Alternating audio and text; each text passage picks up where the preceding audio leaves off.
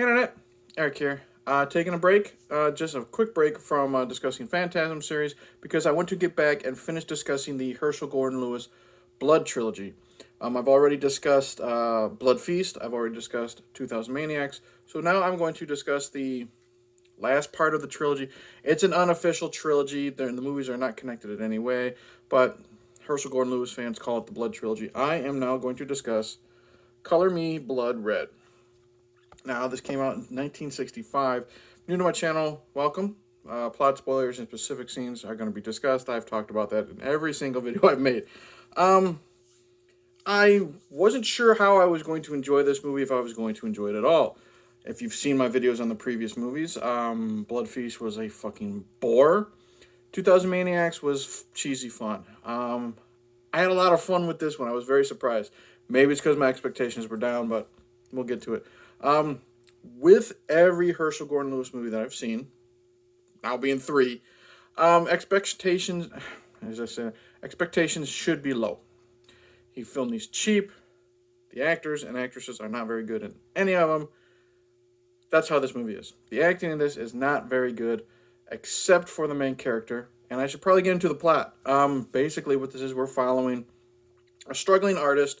He is having a hard time getting his painting sold at the gallery, basically, until his girlfriend accidentally pricks her finger, and he puts her blood on the painting, and that brings the painting to life, figuratively, not literally, and that's what the paintings were needed, you know what I mean? And then he becomes obsessed with using real blood to make these paintings sell, or not sell, but, noticeable, help his work, and hilarity ensues.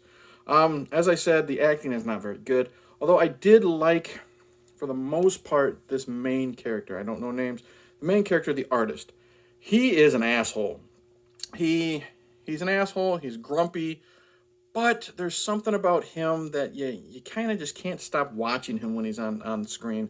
His obsession with the blood getting on the canvas is great. I love how when this actor, he just goes all out wanting to add the blood to the painting. It's over the top, but not too over the top. It's like a perfect 50-50 of it. He's got a good chemistry with his girlfriend or fiance. I don't know if they're engaged yet.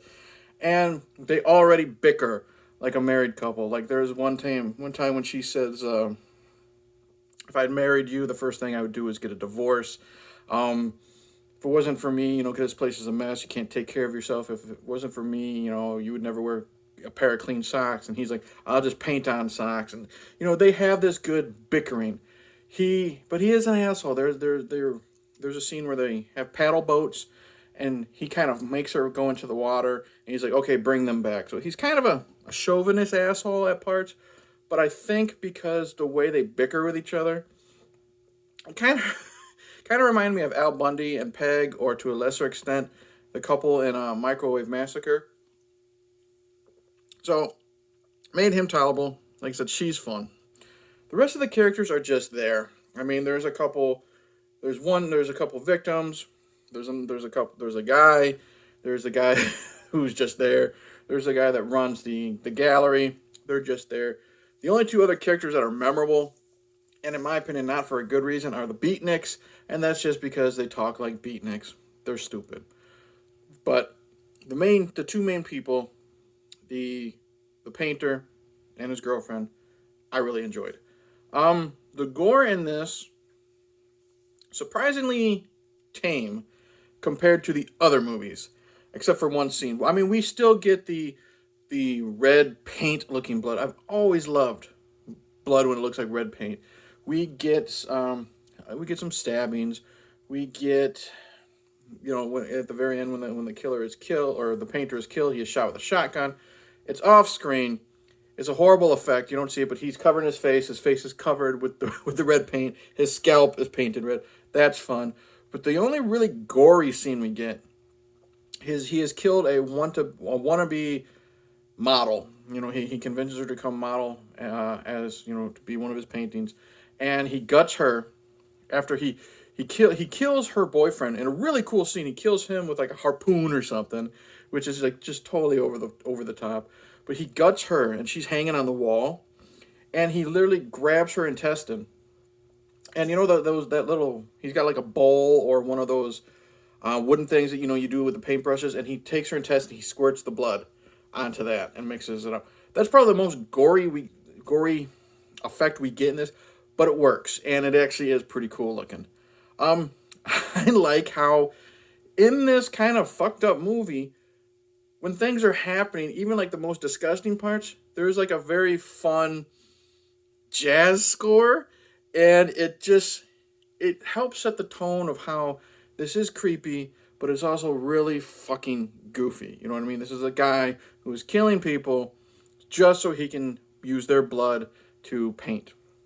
And he doesn't kill people right away. He accidentally, like, how does he find out?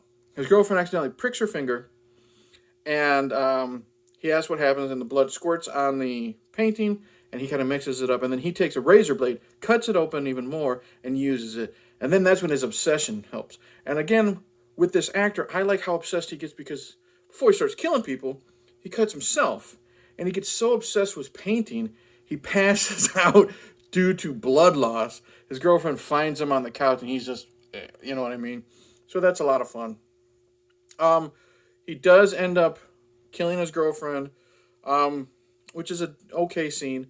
But what's cool is he does end up burying her on the beach. He lives in a beach house. And I like how when one of the survivors, I'm just going, random guy number one and the two beatniks, they find her body. And when they dig her up, she's got like, the worms and the maggots on her face. That's a cool looking effect. There really isn't too much to this movie other than, there really isn't too much to a lot of Herschel Gordon Lewis movies at all. But other than Blood Feast, and, first off, other than Blood Feast, this movie's never boring to me. I'm always having fun watching these characters, wondering what this crazy dude's going to do, and then laughing my ass off with the mixture of the jazz music. And it's different from 2000 Maniac because it's not so over the top and in your face and goofy. I think, and I was surprised when I read it, a lot of people thought this was kind of a step down for Lewis. I think he's improved because, in my opinion, I don't think the audio is as bad. The ADR, in my opinion, isn't horrible at all. And his edits, the way he edits this film, there are no awful quick cuts and stuff like that. I think he's a better filmmaker in this movie, and everyone else said it was kind of a step down. I didn't get that. There's some there's some bizarre stuff in this. The movie starts where, unless the movie starts with the ending, some guy is burning a painting and blood comes out. And that's how the movie ends. They burn the paintings and blood comes out. So that part's never explained. But overall, I actually had a lot of fun. Color Me Blood Red. Do I like it more than 2000 Maniacs? I'm not sure because they're so different. But I had a lot of fun with this. Blood Feast still sucks. I hated Blood Feast. The end of Blood Feast, the guy dies in the garbage truck, and that's where that fucking movie belonged. But I had fun with Color Me Blood Red. Watching the main painter and his obsession, loving him and his girlfriend argue. Like I said, it's like Al Bundy and Peg. The use of the blood, I really like it because I just love that red paint looking blood. The only thing I really just didn't like was the beatniks. They sucked, and the acting's not great. But what the fuck do you expect? It's a 1965 movie from Herschel Gordon Lewis. So you have to go in with that perspective. So that's it.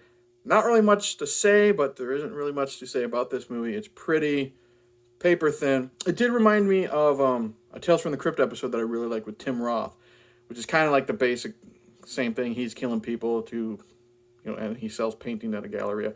I wonder if that's where they got the idea, unless Herschel Gordon Lewis got the idea from that Tales from the Crypt comic. I don't know. I'm rambling. I'm out of here. Coming up this weekend, Two Bearded Losers. We're talking Demon Knight. I have Phantasm Ravager coming up. I'm forcing producer Rachel. We're finally going to do the Please Don't Make Me Watch of Attack of the Crab Monsters. And then finally, since I'll be done with, I'm full of caffeine, since I'll be done with the Blood Trilogy and Phantasm, I'm finally going back to throwing in random vampire movies. I'm going to try Vampire in Brooklyn. I haven't done it. Is It Worth the Hate in a while, and that movie sounds perfect for it. So like and subscribe, comment below, tell me what you think of Herschel Gordon Lewis's movies. Rank them. Tell me what you love, tell me what you hate. I've said enough. I'm out of here. Cheers.